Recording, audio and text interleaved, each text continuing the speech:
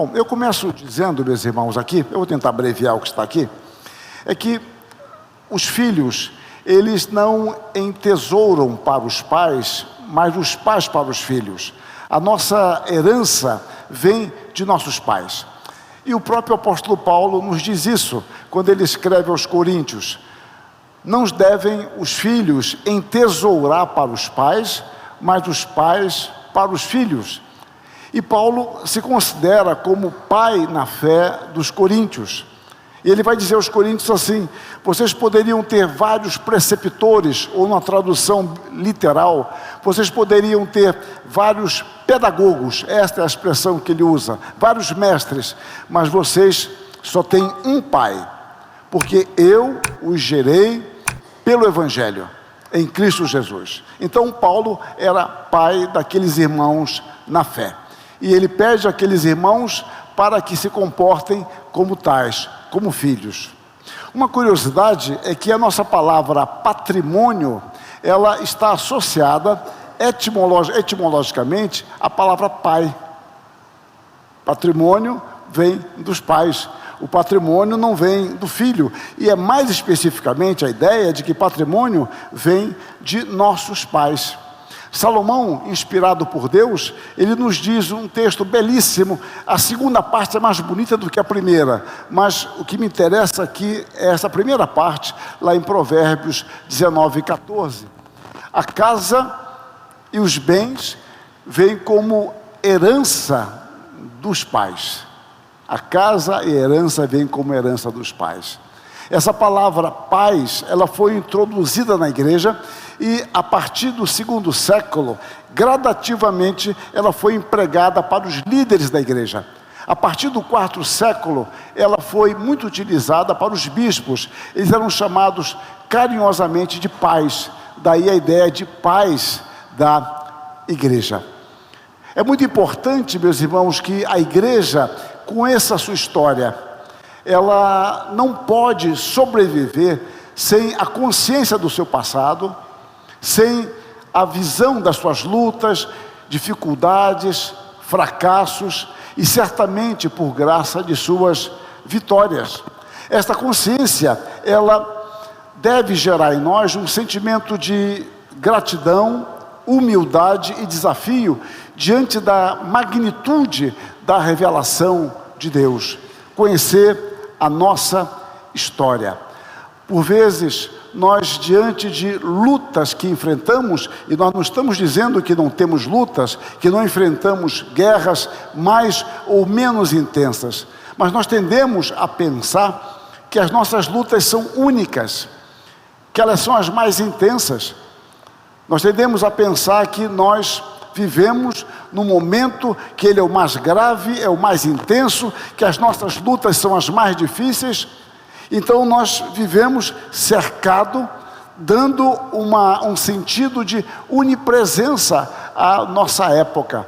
Parece que a nossa época é a única, parece que ninguém enfrentou dificuldades. As nossas lutas são as mais difíceis.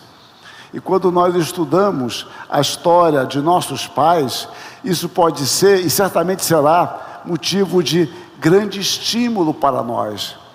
Saber que nossos pais lutaram também. Algumas lutas mais intensas do que as nossas, outras menos intensas. Lutas que, no contexto em que eles estavam, foram muito difíceis. Que eles tinham menos recursos do que nós, mas que lutaram bravamente por uma fé que uma vez por todas foi entregue aos santos. O nosso presente, ele tende a assumir, eu insisto nisso, dentro de alguns contextos, o caráter de onipresença, como se fosse um presente contínuo. Então, nós temos a sensação de que estamos sozinhos. Há uma solidão na história. Nós não temos passado.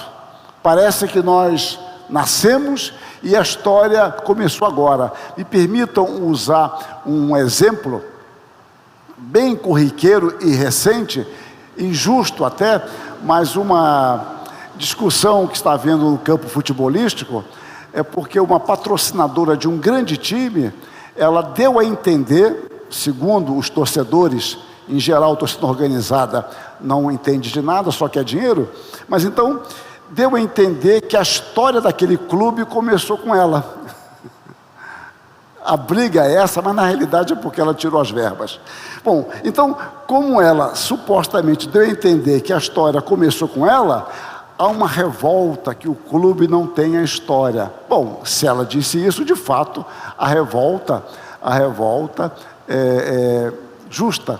Mas eu tenho muita dificuldade com quem, durante o dia de semana, para de trabalhar para fazer passeata em frente a clube de futebol, né? Bom, são desempregados em geral. Mas voltando ao meu ponto, então a impressão que nós temos às vezes é que a história começou conosco. Não há pai, não há avô, não há bisavô. Então, quando nós começamos a ver a história, vamos entendendo um pouco mais sobre isso. E num campo que nós podemos tirar uma grande lição de conforto para nós, é que nós estamos irmanados pela mesma fé. Se por um lado isso serve de advertência para nós, serve de consolo. Nós não estamos sozinhos. Os nossos irmãos estão juntos conosco. O Deus em quem cremos é o meu Deus. E esse Deus é o Deus de muitíssimos irmãos que morreram por esta fé. Lembrem-se de Hebreus 11. A carta de Hebreus, não sabemos quem a escreveu, mas certamente aqueles irmãos a quem ele escreveu estavam sofrendo pressões. O contexto da carta mostra que os líderes da igreja morreram, e agora o escritor, quando entra no capítulo 11, ele vai mostrar grandes homens que viveram a sua fé e que morreram pela sua fé, dando testemunho, e ele faz uma ligação, portanto também nós, visto que temos a rodear-nos tão grande nuvem de testemunha, corramos com perseverança. Ou seja, vejam isso, considerai a história, considerai irmãos nossos que viveram esta fé, que testemunharam esta fé, que creram naquilo que vocês hoje estão vendo e eles não puderam ver. Então, ao considerarmos a história de nossos pais, devemos fazê-lo com um espírito de gratidão, tendo como desafio nos apropriar de suas contribuições, em submissão ao mesmo espírito, partindo das Escrituras e deste patrimônio riquíssimo, tentar viver a nossa fé no tempo presente, diante dos desafios que se nos apresentam. Cada época tem as tentações próprias. Cada época tem os desafios próprios que nós temos que entender e vivenciar a nossa fé ali, diante das configurações novas. O salmista, no Salmo 44, ele retrata um problema sério. Ele aprendeu que Deus deu a vitória ao seu povo. Ele volta ao que ele aprendeu desde a sua infância. O que ele aprendeu é que não foi o arco, não foi a flecha, não foi o seu braço forte, não foi a espada que lhe deu a vitória, mas foi Deus.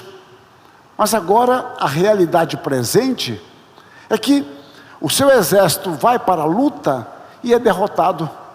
E é um conflito entre o que ele aprendeu e o que ele cria e o presente da história.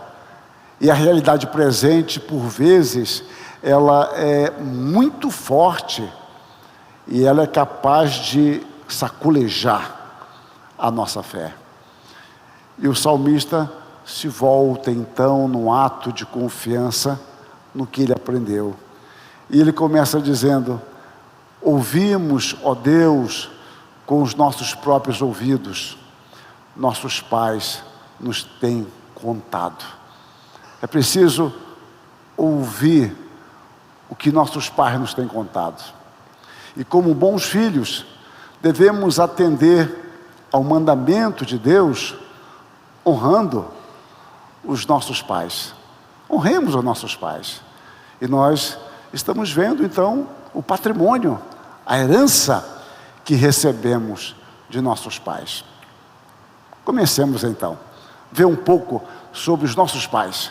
Que herança eles deixaram para nós, que lutas eles travaram para deixar uma herança magnífica.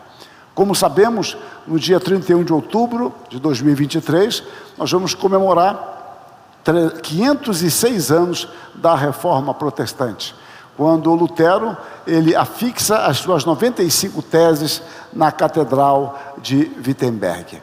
O ato de Lutero foi algo que não é tão revolucionário como a gente imagina. Lutero não pensava em dividir a igreja, ele não imaginava que causaria tanta confusão na igreja, ele não tinha ideia, porque antes dele, há documentos sobre isso, pessoas haviam feito o mesmo. Humanamente nós não sabemos explicar por que, quando Lutero fez aquilo, gerou aquele impacto. Quando você compara documentos, você observa que houve algumas teses parecidas, algumas até mais graves, e parece que não despertou atenção, mas ali despertou atenção. Nós estamos ali no final da Idade Média, temos ali o período do humanismo renascentista. O humanismo renascentista, que é difícil datar, alguns colocam do século XII ao século XVII, vamos pensar em século XIV a século XVI, mais ou menos, é um período bastante pretensioso e arrogante, que ele vai olhar para trás e vai dizer, olha, esse período aqui é a Idade Média, é a Idade das Trevas. Bom, Idade Média é uma definição bastante frágil, porque toda idade é média, né? Entre o antes e o depois. Mas aí está, Idade Média. E Idade das Trevas é uma definição arrogante de quem acha que pode definir o passado como bem entende. E assim foi definida por Petrarca. Idade Média, Idade das Trevas. A Idade Média, ela tem coisas, obviamente, muito negativas e positivas. O problema é que quando nós gostamos de uma definição, nós não verificamos. Esse é um perigo. Quando você gosta de uma tese, você não tem senso crítico. Quando você não gosta, aí é um problema. Se você não gosta, você se arma de toda a pujança crítica, de toda a metodologia sistemática, acadêmica que você tem. Se você gostou, você vai ver John Wick com o maior senso de paixão e nunca entende porque as balas não entram nele, que aquela arma dele tem 45 balas, sendo uma arma de 9 milímetros. Aí você gosta daquele negócio. Você acha aquilo ali magnífico, aí você gosta e pronto, não vou nem criticar, é assim mesmo, etc. Se você não gostar também, você vai arrumar defeito em todas as coisas. É simples, eu vou ilustrar, eu fico meio constrangido com vocês, que meus exemplos são muito teóricos e abstratos, mas, bom, vamos lá. É como se houvesse, não existe mais isso hoje, uma única televisão, e a esposa e o esposo, eu estou muito antiquado, o marido e a mulher, é melhor assim, o marido e a mulher querendo assistir programas diferentes no mesmo horário. O marido mais lúcido, veja aqui a definição, né? Lúcido, ele querendo ver um jogo fantástico, Corinthians e Santos. Então, ele quer ver o Corinthians e Santos, ele tem razões teóricas fundamentais para isso que eu não vou aqui elencar. E a esposa quer ver um lançamento magnífico, um filme altamente intelectualizado, que é a Barbie. Bom, olha, eu ia falar o vento levou, mas ia ser muito antigo. Bom, o que ia acontecer? Cada um teria motivo para justificar, e no momento do intervalo da Barbie, colocasse no jogo, a esposa ia encher de crítica, que grande coisa, correndo atrás de uma bola, tal, não tem sentido nenhum isso, olha só, que coisa ridícula. Eu também concordo, aquele jogo eu concordo. Bom, quando voltasse para o filme, aquele homem que estava apaixonado, vendo aqueles jogadores fantásticos, já jubilados, correndo, ele ia agora se transvestir de um senso crítico, para analisar o filme, porque a questão está muito no gosto. Eu não vou explorar mais isso, porque isso é longe, mas a má vontade e boa vontade tem muita influência nas nossas avaliações. Isso aí é uma questão fácil de demonstrar. Então, é o seguinte, quando fala que a Idade Média é a Idade das Trevas, para nós protestantes, isso é muito legal, e a gente não vai verificar isso, porque a gente gosta, é uma tese que me beneficia. Se me beneficia, eu não quero nem saber de avaliação. Mas a Idade Média teve momentos muito importantes, teve grandes pensadores na Idade Média. Eu não posso entender a Idade Média como um período das trevas, quando teve Agostinho, São Tomás de Aquino, teve Abelardo, São Boaventura, Santo Anselmo, que é magnífico, São Vítor. Na Idade Média, começam as universidades modernas, no século XII, Universidade de Paris, o grande centro intelectual do catolicismo em termos de ortodoxia teológica, Universidade de Salerno, Bolonha, Oxford, Cambridge. No final do século XV, a Europa tinha 75 universidades, fruto da Idade Média.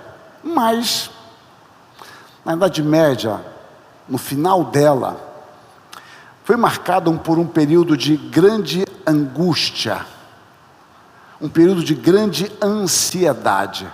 Há um historiador judeu holandês que descreve isso, o Huizinga, um período de grande pesar. E a questão era da paz. Lutero, sem ele saber, ele resumia o sentimento de centenas de pessoas. Ele não imaginava que aquilo que ele sentia era comum a tantos outros. Era aquela angústia de não saber como encontrar paz com Deus, não conseguir dar nome a isso. E Lutero conseguiu entender como ser aceito por Deus. É pela quantidade de obras? E ele sabe que não é, porque eu nunca vou poder fazer obras suficientes que possam agradar a Deus. Até que ele entende, como foi observado, que o justo viverá pela fé. Bom, as teses de Lutero vão ser revolucionárias, embora quando a gente lê hoje isso, vê que não são tão revolucionárias assim, mas para a época era.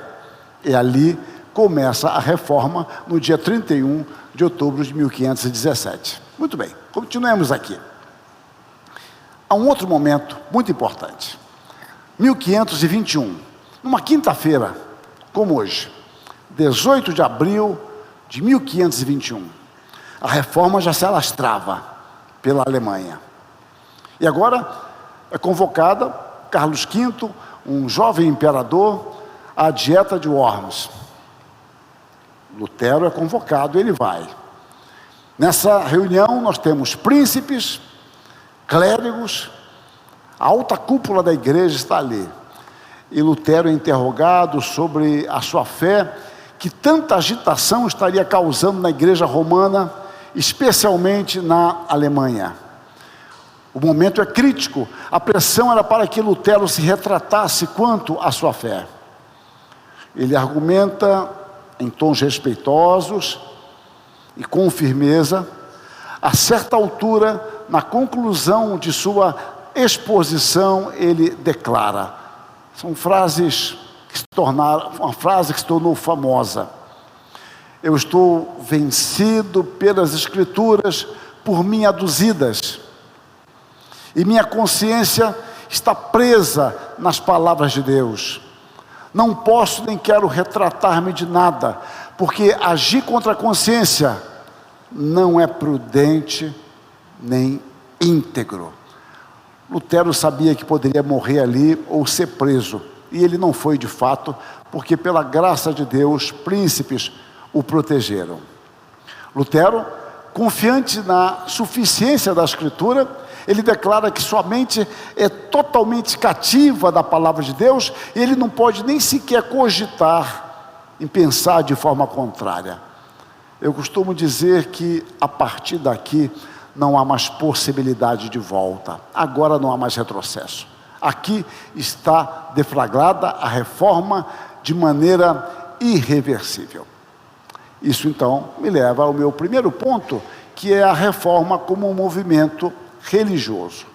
É importante que entendamos que a reforma não é um movimento externo. A reforma surge dentro da igreja, por parte de católicos piedosos. Não eram homens que queriam dividir a igreja, não eram homens que queriam acabar com a igreja, não eram homens ateus e religiosos, não, eram homens que queriam melhorar a sua igreja. Mas esse tipo de movimento, ao longo da história, já vinha acontecendo. Houve os pré-reformadores, houve os cátaros, que tinham os exageros, por exemplo, já viu os albigenses, houve movimentos, Savonarola, mas eles eram massacrados. John Hus, queimado. Ou seja, esses movimentos eram apagados. Sempre era a ideia de lutar contra algum abuso do Papa, o Papa se colocando num lugar que não era o dele, o Papa com poderes que não pertencia a ele, a corrupção na igreja, a imoralidade. Sempre havia movimentos locais, mas a igreja destruía. Então, eram movimentos de dentro da igreja. Mas agora nós temos, junto com Lutero, as mudanças causadas pelo humanismo e o humanismo renascentista. E algo que vai ser muito importante vai ser a imprensa. É muito comum uma tese, é fácil, as teses fáceis são boas de defender. A tese é a seguinte: se não fosse a imprensa, não haveria reforma. Bom, eu digo ao contrário. Se não fosse a reforma, a imprensa não teria avançado. A imprensa contribuiu com a reforma, mas que a reforma contribuiu com a imprensa muito mais foi. Eu vou depois demonstrar por quê. Mas de fato, a imprensa foi muito importante para a reforma, não por causa da reforma, porque a imprensa já havia contribuído com o humanismo renascentista. Quando a imprensa surge com tipos móveis, em 1440, mais ou menos, embora os chineses naquela época não só copiavam, criavam coisas, então os chineses já haviam criado os tipos móveis, mas não deram certo. Ninguém sabe explicar bem por quê. Talvez por causa de muitas fontes, não deu certo. Tem que abrir o olho com eles quanto a isso. Mas o fato é que na Alemanha surge e Gutenberg morre falido, totalmente endividado. Agora a imprensa floresce na Alemanha, e isso também se alastra rapidamente. E a reforma vai se beneficiar disso, como os humanistas também. Por exemplo, Lutero nunca esteve na Inglaterra, mas as suas ideias chegaram à Universidade de Cambridge, que fora criada na Idade Média. Então, percebam isso, um desenvolvimento histórico muito importante. E para nós, cristãos, nós entendemos que Deus é o Senhor da história. Não é isso que nós cantamos? As tuas mãos dirigem meu destino. Acasos para mim não haverá. A letra pode mudar um pouco de acordo com a tradução, mas a ideia é essa. E é isso mesmo, Deus é o Senhor da história. E mais, Deus é o Senhor das circunstâncias. Deus é o Senhor da história. Nós às vezes pensamos da macro-história. Sim, Ele é o Senhor da macro-história, mas Ele é o Senhor da micro-história, dos aparentes acidentes da história. Alguém atira a flecha ao léu e vai atingir alguém, o rei, na armadura, justamente na fresta da sua armadura. Deus tem um controle de todas as coisas. Um pássaro não cai sem a sua permissão. Aquele cabelo que insiste em cair, ainda que bastante raro em nossa cabeça, Deus tem um controle. Deus tem o controle de todas as coisas. Deus dirige a história. A imprensa foi muito importante. Aqui eu tinha uma foto da impressora usada por Lutero. Quer dizer, não é impressora, é o modelo de impressora usada por Lutero. Eu fotografei lá no Museu de Lutero. Não é a impressora que ele usou, mas a impressora modelo que se usava na época. Se amanhã der tempo, se der certo aqui, eu mostro isso para vocês. Uma segunda questão ligada ao avanço dessa época do humanismo renascentista foi o princípio da volta aos clássicos, volta às fontes clássicas. O humanismo renascentista, com alguma razão, entendia que durante a Idade Média, o período das trevas, os autores clássicos foram todos contaminados. As traduções, eles fizeram traduções equivocadas, eles fizeram inserções nos textos. Então eles querem descobrir o verdadeiro Platão. Então eles vão colocar um pouco Aristóteles de lado, por um momento apenas, Aristóteles de lado, e vão eleger Platão como grande pensador do passado. Então eles querem voltar ao Platão, a Cícero, Quintiliano, porque eles entendem que ali está a essência do saber. E agora eles vão buscar cada vez mais descobrir estas obras primárias. E os mosteiros estavam cheios dessas obras que ninguém conhecia, ninguém sabia. Aquele livro, O Nome da Rosa, retrata um pouco isso. O filme é medíocre, mas a obra é muito boa. O que tenta retratar é essa busca, por exemplo. Então, volta às fontes. A reforma, como eu falei, ela é um movimento religioso, mas ela ocorre dentro da história. Há um aspecto na história que a gente não pode esquecer, que é o clima. Você vive dentro de um clima. E este clima você não vê. Você sente, mas você não vê. Me permito usar um exemplo mais abstrato aqui. É como você que trabalha num escritório, fica o dia inteiro naquele escritório, e não pode sair nem para almoçar, ou almoçou dentro do prédio, o restaurante é dentro do prédio, vidros fumês, ou com película, e quando você sai, você descobre que teve uma chuva muito forte, que esfriou muito, e você estava ali dentro, chegou, estava calor, estava com ar-condicionado e tal, mas você não tinha ideia que tinha esfriado, que tinha chovido. E agora você pega o seu casaco e não levou casaco, não levou guarda-chuva. Fala, gente, como é que mudou? Já está escuro, olha, eu nem vi o dia passar, etc. Você estava dentro de um clima. E agora você está dentro de um outro clima. No campo das ideias, isto é assim também. Eu percebo isso cada vez mais com os meus alunos. Eu dou aula há 43 anos, então eu sempre em seminário. E eu vejo que os alunos são diferentes. São melhores? Não. São piores? Não. São diferentes, não me comprometam. Então, são diferentes. A maneira de ver, de trabalhar, a maneira de assistir a aula, a confiança que eles têm em tecnologia. Eles confiam na tecnologia, né? Às vezes eu conto para eles só para provocar. Olha, quando eu era estudante, meu professor falava, olha, ande com um caderninho. Caderninho é uma provocação exagerada. Aí eu pego pesado, né? Ande com um caderninho no bolso e você anote ideias. Aí eu sei que ele pensa em tablet, pensa em celular, né? Mas um caderninho. Anote ideias. Você está no ônibus viajando, né? Eu estava em Campinas, trabalhava em Pirassununga, tal. Anote alguma ideia que lhe ocorrer. Tem um caderninho ao lado da cama.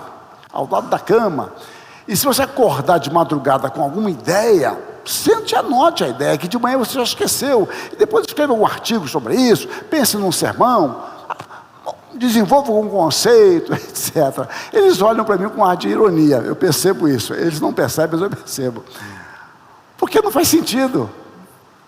Eu tenho lá o meu mestre, PhD Google, que me dá tudo. Façam seus arquivos. Não tem jeito. Quando os miseráveis, quer dizer, meus queridos alunos, eles estão na época da monografia, dissertação, teses, professor, você tem material sobre isso? Tenho sobre isso. Aí você manda 50 livros para eles, aí quero ver, nem lembra de você de agradecer depois. Mas é muito engraçado, é uma outra época. É um outro tempo. Não estou dizendo que o tempo era melhor ou pior. Eu estou falando que são mudanças. Pouca gente anota coisas. Agora, se o zap tocar, aí sim. Se tocar aquilo ali, é difícil. Você não consegue conversar com ninguém. Quero ver você conversar com alguém com atenção. Sem alguém olhar por cima dos seus ombros e sem olhar no celular. Converse meia hora com alguém, sem olhar no celular. Está repreendido. Eu quero ver, receba essa, eu quero ver, é muito difícil. Eu estou falando, cantando aquele cântico, a começar em mim, é muito difícil isso. Bom, então meus irmãos, a história, o clima, é um clima que você não percebe. nossos filhos já nascem dentro dele. Nós nascemos. Eu nasci numa época, estou em transição, vocês também estão em transição, e hoje os pais, para educar seus filhos como reformados, dão um celular para eles não perturbarem, né? Então é uma coisa fantástica, achando que se eles tiverem celular, eles vão aprender a ser tecnólogos. Vamos ser assim. Bom, vamos lá. A reforma surge dentro de um contexto, a gente não pode esquecer isso. Há um clima. A reforma é um movimento religioso que está dentro de um clima. E essa reforma, ela vai ter um grande alcance cultural, ético, pedagógico, social e político, entre outros. Isso na Europa e em toda a história do Ocidente. Por que isso? Porque aderir à reforma, com a sua perspectiva, trazia implicações em todas as áreas da vida. Porque a reforma, em sua própria Constituição, ela era extremamente revolucionária. A reforma, diz um autor contemporâneo, a quem eu admiro muito, o Ernst McGrath, ela ocupou e continua a ocupar um legítimo e significativo lugar na história das ideias. Então, a reforma, ela vai envolver o homem como um ser integral. É um ser que pensa, é um ser que age, é um ser que tem uma perspectiva, que eu vou falar daqui a pouco, da realidade diferente. Isso me leva a um segundo ponto, que é a reforma e as escrituras. Eu gosto muito dessa observação de Lutero em 1522. Simplesmente ensinei, preguei, escrevi a palavra de Deus. Não fiz nada. E então, enquanto eu dormia ou bebia, a palavra enfraqueceu tão intensamente o papado, que nenhum príncipe ou imperador jamais fez estrago assim. Não fiz nada. A palavra fez tudo. E ele está correto. A palavra fez tudo. Vamos agora começar a pontuar algumas questões dentro da reforma. A primeira delas é que eu chamo de um novo quadro de referência. Eu chamo quadro de referência, hoje o pessoal gosta de chamar de referencial teórico. Eu acho legal isso, porque todo mundo explica e ninguém sabe o que é, mas é legal. Bom, mas vamos lá, para o quadro de referência. Quando você olha a realidade, você olha a partir de onde você está. E é natural. As fotos fazem muito isso. Alguns de vocês, se eu fizer um apelo, vem uns 20 aqui à frente. Já foram para um hotel, viram lá um folder, aí, eu vou para esse hotel aqui. Aí foram lá para CVC, coisa boa. Então, você vai pegar lá, aí olha aquele hotel bonito aqui, nossa, hotel aqui. Quando você chega lá, não é aquele hotel, mas é aquele hotel. Mas é um princípio de lógica, a coisa não pode ser e não ser ao mesmo tempo, um princípio de não contradição. É ou não é? No outro dia você vê que é. Mas por que parece que não é? É o ângulo da foto. Tirou a foto de baixo para cima, todo iluminado, aquele hotel ficou lindo. E lá não é, mas quando você fala, mas é. A iluminação, né? Os artistas renascentistas sabiam muito bem disso, a ideia da luz e sombra, como é que influencia na arte. O ângulo influencia. Então, de onde você está, você tem uma visão diferente. Eu pergunto para meus alunos o seguinte: você mora longe ou o seminário que é longe? Não. Eu acho o seminário pertíssimo. Eu fico hospedado dentro do seminário. Há 20 anos que eu faço isso. Para mim é pertíssimo. Você analisa a partir de onde você está. O novo quadro de referência envolve ideias, valores, compreensões. Você não olha neutramente. Você olha com uma gama enorme de valores. Uma gama enorme. Não há neutralidade, isso é bobagem. Não há neutralidade. E nós temos que assumir isso e nos preparar para trabalhar com isso e manter isso sob o controle. Bom, vamos com calma. Calvino usou uma expressão muito cara a ele, que era a expressão dos óculos.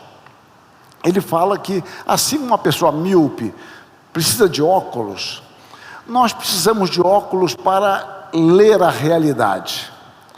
E o que ele propõe é que as Escrituras sejam os nossos óculos, para que nós leiamos a realidade. A ideia é a seguinte, é que nós passemos a ler e analisar a realidade a partir da palavra de Deus.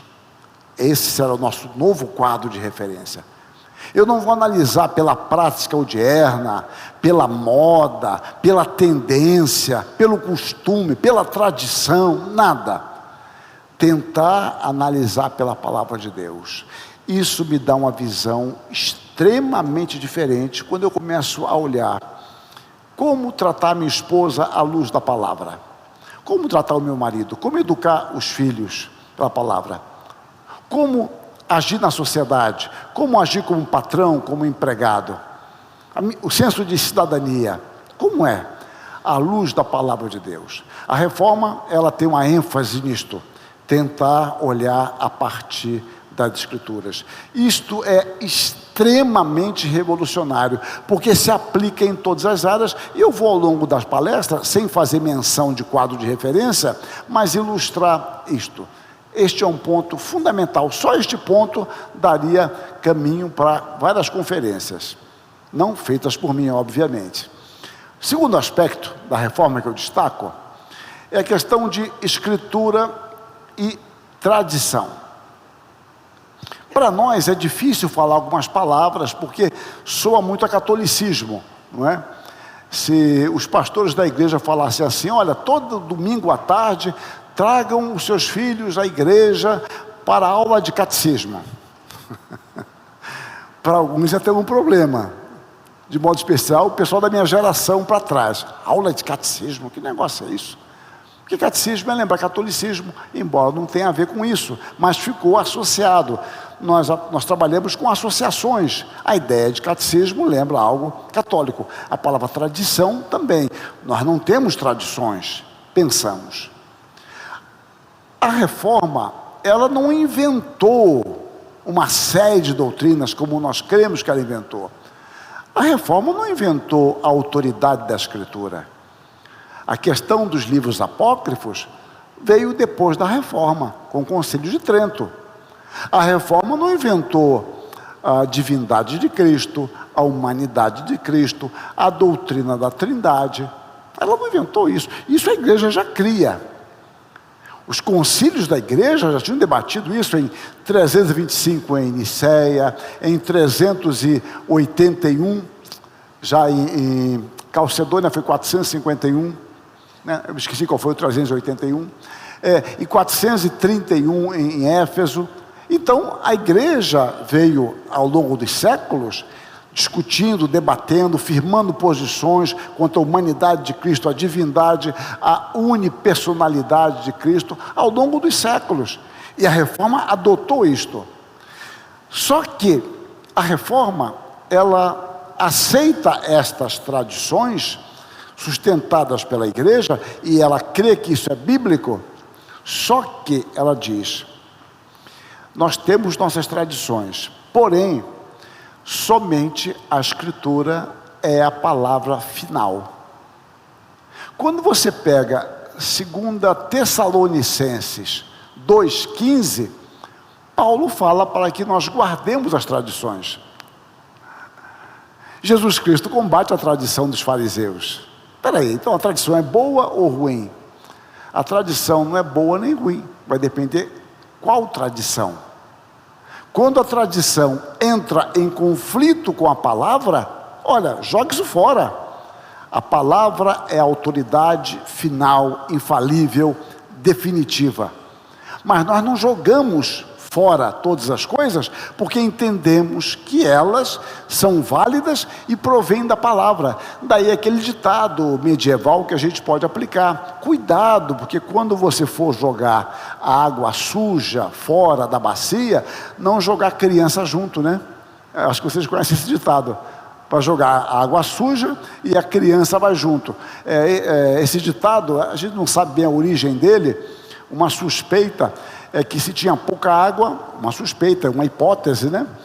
É que a mãe usava a mesma água para dar banho nas crianças, tal. Família grande, o caçula ficava por último, a água já estava quase invisível, a criança estava quase invisível naquela água. Então a ideia era, cuidado, quando for jogar água fora, não esquecer a criança dentro e jogar a criança fora. Daí o princípio de que quando você for jogar algo fora, cuidado que você não vai jogar o que é bom fora junto com o que é ruim. Cuidado com isso, né? É igual as mães pedem às filhas para descascar batata, né? Não sobra nada. Abacaxi, então, né? Filha, não faça isso, tem muita coisa. Essa casca aí dá para fazer 3 sucos. E a casca também é muito gostosa, né? Dá muita afta, mas tudo bem. Bom, mas voltando aqui ao meu ponto. Calvino, na Confissão Gaulesa, que não está traduzida, no artigo 5, ele fala muito bem isso. Nós aceitamos esses credos da igreja porque eles estão de acordo com a Escritura. Então a reforma não rejeita a tradição.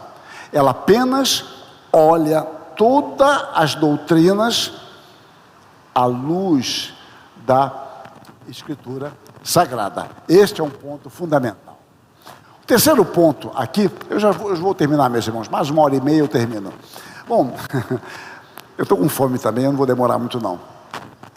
Pepperoni me aguarda. Bom, uma fé explícita. Deixa eu tentar imaginar uma cena que vocês nunca viveram. Vamos supor que, é até chato, vocês não sabem o que é isso, mas vamos lá. Que alguém precise de um empréstimo de dinheiro no banco. Você conversa com o gerente do banco, o gerente fala, vou ter que falar me esqueci com quem eles falam, com a diretoria lá, etc. Eu creio que até segunda-feira, meio-dia, eu tenho um parecer, tá? Até segunda-feira. Aí segunda-feira você liga para o banco, 11 horas da manhã. Ô Manassés, e aí? Ótimo, já ia ligar para você, foi liberado o seu empréstimo. Tudo bem, o seu dinheiro vai cair na conta daqui a meia hora. Não, peraí, Manassés, peraí. Eu quero ver o contrato. É? Tá bom, vou mandar o contrato para você. Quer que mande por e-mail, por zap, eu quero ver. Eu quero ler minuciosamente o contrato. Você está com a corda no pescoço, né? E agora você vai ler o contrato, em geral com letras fonte 6, e você vai ler. Funciona assim? Se o gerente falou que o empréstimo vai sair daqui a meia hora, você está feliz na vida? Você só vai descobrir aquele contrato no dia que você não pagar. Aí você vai descobrir a cláusula do inciso 3º, artigo 5º, a linha A, dizendo, se lascou. Aí você descobriu. Mas em geral ninguém lê. Por quê? Você crê na confiabilidade do banco, a conversa, e deve ser isso mesmo, porque aquilo ali é um contrato padrão. Isso a gente poderia chamar de fé implícita. Você assinou, ele mandou para você o contrato, você assinou, tem um programinha que vai junto, você assina a rubrica, você nunca usou aquele negócio, mas aprende. Assina lá no computador mesmo, dá certo, caiu o seu empréstimo, é ótimo, vai comprar seu carro, está feliz da vida. Bom, a Igreja Romana sempre defendeu o princípio da fé implícita. Lutero levantou essa questão, depois Calvino desenvolveu. A fé implícita significa isso. Quando você adentra a igreja, e você já nascia dentro da igreja, e pertencer à Igreja Romana, na Idade Média de um modo especial, era um senso de pertencimento muito importante, porque não havia nenhuma entidade com um valor, com um poder internacional, e quem defende essa tese é um autor católico, o Jean de Lobos, a ideia de pertencimento da igreja, eu pertenço à igreja, isso dava muito sentido para o sujeito, uma instituição universal. Bom, quando você adentra a igreja, você crê no que a igreja crê. Eu assinar o contrato sem ler. Mas no que a igreja crê? Sei lá. Vocês nunca tiveram a experiência de conversar com um amigo de trabalho, uma amiga de trabalho, e falar sobre uma doutrina, aqui, essas coisas estranhas aí, de vocês protestantes e tal, e você falar, peraí, não, isso não é coisa protestante não. Nós, protestantes, e os católicos creem da mesma forma. E ele, como ele não sabe, ele pensa que aquilo é invenção nossa. E são doutrinas semelhantes. Então, esse princípio implícito, Calvino vai desenvolver. Não, que negócio é esse? A fé tem que ser explícita. O que é que significa? É que o fiel, ele tem que conhecer a sua fé para professá-la. Se ele tem que conhecer, ele tem que ser instruído na palavra de Deus. Pense nas implicações disso em termos de ensino, de comunicação, de leitura, de tradução. Por que nós temos a classe, alguns chamam de catecúmenos, classe de iniciantes, alguns chamam de discipulado, para alguém entrar na igreja. Então ele vai conhecer no que a igreja crê, e amanhã ele pode dizer, não, eu não creio nisso, creio, bom, ou eu não quero professar minha fé agora. Isso no sistema presbiteriano. Outros sistemas têm o seu modelo, que não deve ser próprio também, mas a ideia é que você deve conhecer a sua fé, para você dizer, eu creio, os elementos básicos desta fé, e faz muito sentido, para que alguém não entre assinando um contrato, sem ter a menor ideia do que significa. Então, dentro desse princípio da fé explícita, nós vamos encontrar elementos que são decorrentes dele. O primeiro deles que eu alinhavei aqui, é a pregação expositiva.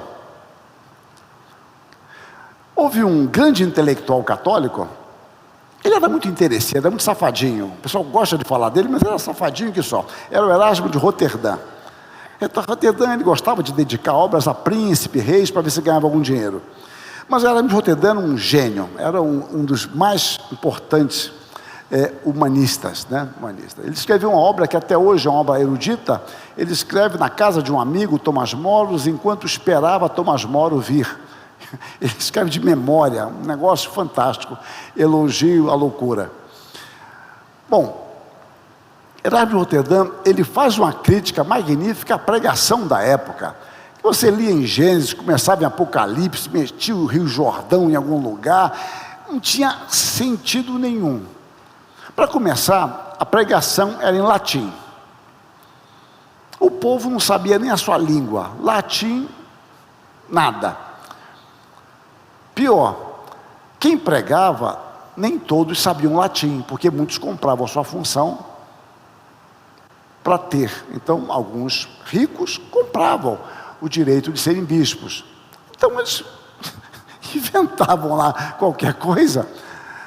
Então, terra de céu, quem tem olho é rei, ou um cego diz que tem um olho, né? Quem vai dizer que ele não tem? Simples. Então, o culto era algo mais sentido. Vou falar depois sobre o culto mais à frente, não hoje. Então, era algo mais... Ninguém entendia nada. Ninguém entendia coisa nenhuma. Era todo um gestual, cores, símbolos. Era uma total infância. Então, participar do culto não era para entender nada. A reforma vai dizer, não, nós temos que entender. Eu não quero entrar no culto, embora eu acabe entrando um pouco. A palavra tem que ser exposta. E o caminho que Calvino foi quem mais desenvolveu é o caminho da pregação expositiva. É ler o texto bíblico e expor o texto bíblico. E como é que eu faço isso? Eu tenho que entender qual é a mensagem daquele texto. O que aquele autor quis dizer para o seu destinatário. Eu tenho que saber quem é o autor, quem é o destinatário, qual é o contexto que ele disse aquilo, qual é o contexto mais amplo, como aquilo se insere dentro da Escritura, já que a Escritura toda é inspirada por Deus, aquela verdade não é exclusiva dali, ela tem relação com toda a palavra de Deus. E Calvino ainda fez mais, ele desenvolveu o hábito, que até hoje muitos pregadores fazem, de expor todo o livro da Bíblia. Ele começava a expor e ia. Semanas e semanas expondo, 70 sermões sobre um livro, 40 sobre o outro, e assim ele ia fazendo. Eu tenho uma palestra que eu catalogo isso e vou demonstrando Calvino como um pregador. Então, isto era porque a palavra de Deus tem que ser entendida. A pregação expositiva foi um caminho para que o crente entenda a palavra de Deus e possa aplicar. Então eu estou educando a minha igreja, eu estou expondo a palavra, as pessoas estão entendendo esta palavra. Um outro aspecto ainda que pode ser desenvolvido: a tradução e publicação de Bíblias e livros. A reforma, então, vai dar ênfase com uma coisa óbvia, a tradução de Bíblias. Se Deus fala por meio da sua palavra, é só a Escritura é a autoridade final e definitiva, o povo tem que ter contato com a palavra, eu tenho que pregar a palavra, o povo tem que ter acesso a essa palavra. Então, eu tenho que traduzir essa palavra. Lutero foi magnífico, Lutero era genial. Lutero traduz o Novo Testamento. Ele pega a edição grega de Erasmo, muito mal feita, mas melhorada na segunda edição de 1519. Ele pega essa segunda edição e a traduz em 1521. Quando ele traduz, Lutero, sem saber, ele estava modelando a língua alemã. A língua alemã, que não era unificada, foi modelada por Lutero, porque Lutero publicou durante a vida dele, a metade de tudo que saía na Alemanha era da lavra de Lutero. Lutero era um sujeito, como se diz hoje, fora da curva, né? Terrível Lutero ouvindo falar isso dele, né? Lutero, você é fora da curva. Então Lutero era uma mente privilegiadíssima. E os alemães desenvolveram um ditado até, que dizia o seguinte: olha, a Alemanha tem dois autores, Goethe e Lutero. Mas sem Lutero não haveria Goethe, porque Lutero deu a língua. Deu uma língua. Então, esse Novo Testamento, impresso e reimpresso, barateou muito. Eu tenho um livro meu que eu coloco os valores, faço comparações, etc., sobre isso, para que o povo pudesse ter acesso. Mesmo assim, nem todo mundo podia ter acesso, a pobreza era muito grande. Bom, tradução de Bíblias, tradução, Novo Testamento, depois ele faz o Novo em 1521, o Velho em 1534, se eu não me engano, e Bíblias e livros, traduz. Calvino prefacia o Novo Testamento, feito pelo primo dele. A imprensa, onde o protestante ia, levava imprensa. A história da imprensa, se você rastreá-la, tem muito a ver com religião. Onde o protestantismo chegava, a imprensa ia. É algo fantástico. Vejam só algo curioso aqui no Brasil, fazendo uma relação. No Brasil, o jornal aqui no Brasil... Não, peraí, vamos por parte aqui, como diria o Jack Stripador. Vamos lá. Em 1808... veio a primeira impressora... Não, peraí, vamos por parte, vou lá atrás. A primeira impressora para o Brasil veio por meio dos holandeses. Primeira impressora. Essa impressora nunca imprimiu nada, porque o tipógrafo morreu no meio do caminho. Teve varíola, parece. Essa impressora se perdeu, nunca foi impresso nada. Bom, tudo bem.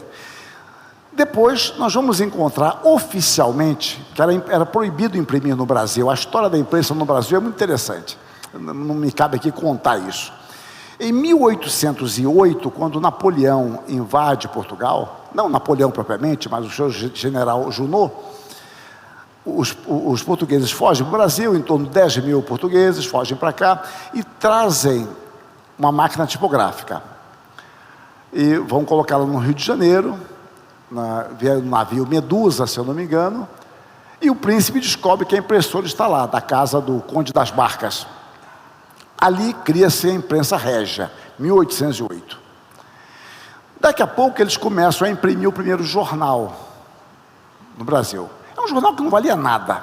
O jornal dizia se a princesa estava com dor de cabeça, se ela acordou alegre, feliz. Que coisa magnífica. Mas a imprensa, de fato, brasileira, vai surgir na Inglaterra.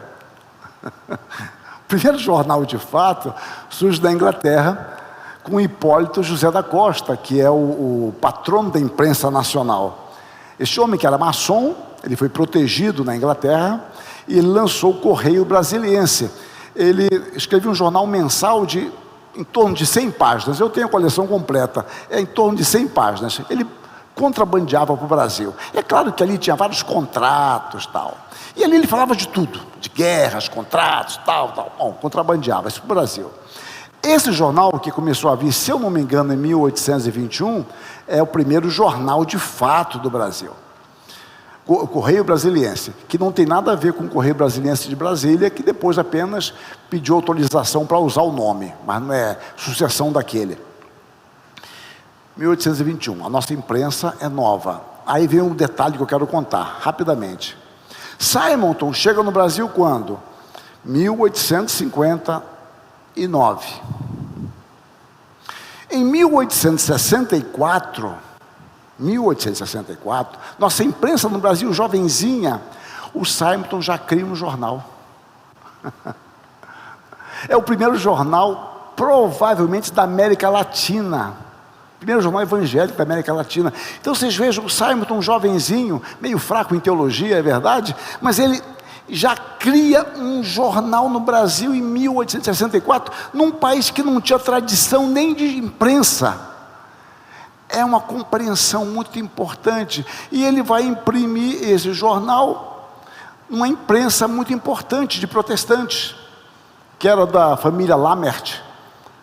Mas esses protestantes que imprimiam 2/3 do que saía no Brasil, que tinha duas grandes tipografias, a tipografia Garnier, que era católica, e dos irmãos Lammert, que imprimia uns 2/3. O resto eram tipografias pequenas. Essa tipografia imprimiu o primeiro número, e a igreja romana deu uma prensada neles, eles recuaram, não quiseram fazer o segundo número. Eram protestantes sérios, mas, bom, o negócio deles. Aí o segundo número saiu na tipografia Perseverança, lá na Rua do Hospício, 99. Bom, não me cabe explorar isso, mas a tipografia tinha ligações com a maçonaria, mas é outra história, não vem o caso agora. Voltemos aqui. Então, a história da tipografia, como é que a tipografia surge nos Estados Unidos? Surge com os puritanos. E surge aonde? Em Massachusetts. E surge como? Na Universidade de Harvard. Isso em 1636. Vejam então a ideia de publicar livros, publicar jornais. Como é que é traduzido o Novo Testamento nos Estados Unidos? Com os puritanos, Universidade de Harvard. Traduzir o Novo Testamento para o inglês? Nada, não precisava, vinha da Inglaterra. Eles traduziram para os moicanos, a língua algonquiana. Mas a língua algonquiana não existia. E um pastor presbiteriano, o Eliot, foi evangelizar os moicanos. Na época havia mais do que o último, dos moicanos. Então ele foi evangelizá-los. Ele cria o alfabeto, cria a língua, cria a gramática, ensina os moicanos a sua língua e traduz o Novo Testamento para eles. É o primeiro Novo Testamento impresso nos Estados Unidos, por volta de 1836, 38. Tudo associado a Harvard com os puritanos. Então vocês vejam a imprensa, livros. Se vocês forem rastrear a história do livro, gente, é uma história magnífica. A história do livro e da imprensa associada ao protestantismo. Por quê? Porque nós somos os crentes que leem a Bíblia. Qual era o apelido dos crentes no Brasil? Eu fui criado no Rio de Janeiro. Vocês não perceberam, pelo sotaque. Mas como é que era? Nós éramos chamados de Bíblia. Eu não sabia falar Bíblia. Aí é Bíblia.